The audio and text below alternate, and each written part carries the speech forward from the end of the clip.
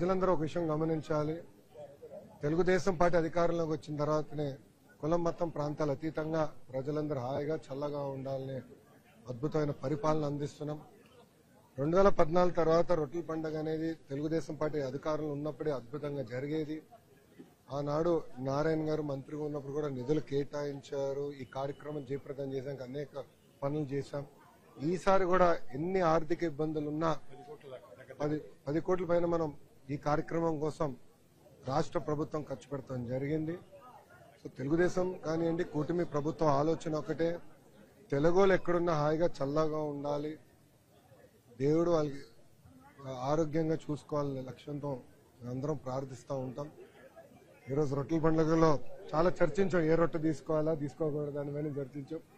నేను బలంగా నమ్మేది బాబు గారు ఆరోగ్యంగా ఉంటే రాష్ట్రం సుభిక్షంగా ఉంటుంది, రాష్ట్రం బాగుంటుందని బలంగా నమ్మే వ్యక్తి.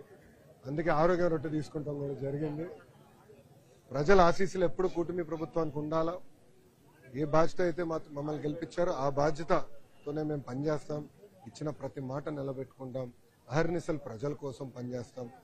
దాదాపు 50% మంది మొదటిసారి ఎమ్మెల్యేలు అయిన వాళ్ళు ఉన్నారు.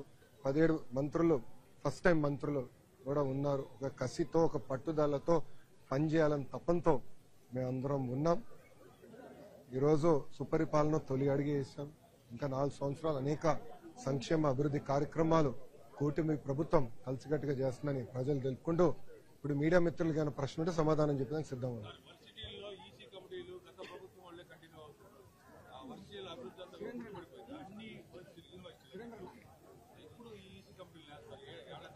ఇప్పుడు వైస్ ఛాన్సలర్స్ దాదాపు మెజారిటీ నియమించాం. మీరు చూస్తే ఎప్పుడు లేని విధంగా ఐఐటీలు, ఎన్ఐటీలు one of the best vice chancellors మన యూనివర్సిటీకి తీసుకొస్తాం జరిగింది. మిగతా కొన్ని ఏంటంటే కేంద్రంలో ఉన్న ఏదైతే యూజీసీ వాళ్ళు వచ్చి వాళ్ళకి మాకు చర్చలు జరుగుతున్నాయి. సరైన వైస్ ఛాన్సలర్ నియమించాల్సిన అవసరం ఉంది. తద్వారా ఈసీలు కూడా మేము మార్చుతాం, దాంట్లో ఎలాంటి సందేహం లేదు. బట్ ఈరోజు చూస్తే ఎక్కడా యూనివర్సిటీ అభివృద్ధికి ఎవరు అడ్డుపడే పరిస్థితి లేదు. పనులు చేసుకుంటూ వెళ్తాం. కేంద్ర ప్రభుత్వం ఇచ్చే రూసా ఫండ్లు కానివ్వండి, యాప్షీ నుంచి మెరుగైన సిలబస్ అందిస్తాం, కానీ ఇవన్నీ పకడ్బందీగా మన ప్రభుత్వం ముందర తీసుకెళ్తాం జరుగుతుంది.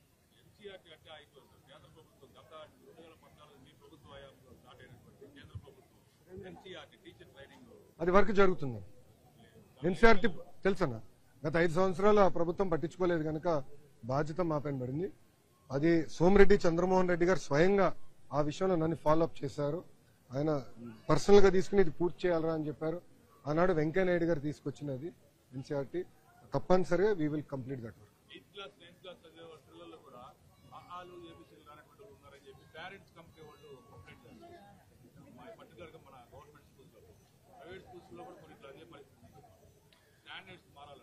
నా 100% దాంట్లో ఎలాంటి సందేహం లేదు. మీరు ఒకసారి చూస్తే ప్రైమరీ స్కూల్ సుమారుగా 33,000 పాఠశాలలు ఉన్నాయి ఆంధ్ర రాష్ట్రంలో.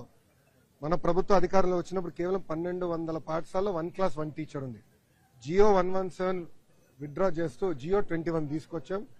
తద్వారా 9,600 పాఠశాల ప్రైమరీ స్కూల్స్ లో 1 క్లాస్ 1 టీచర్ అందజేస్తున్నాం.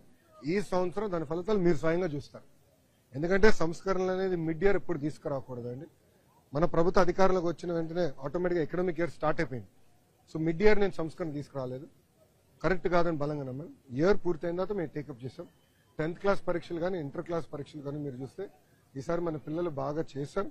ముందు ముందు మీరు చూస్తారు కదా, అద్భుతమైన ఫలితాలు సాధిస్తారు ప్రభుత్వ పాఠశాల చదువుకున్న పిల్లలు. అంతేనా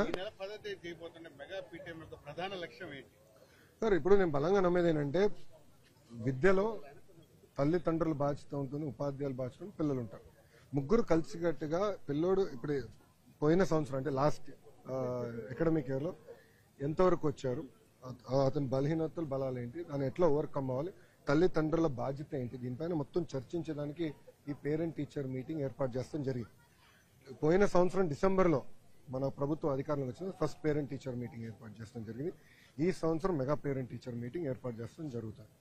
మెగా పేరెంట్ టీచర్ మీటింగ్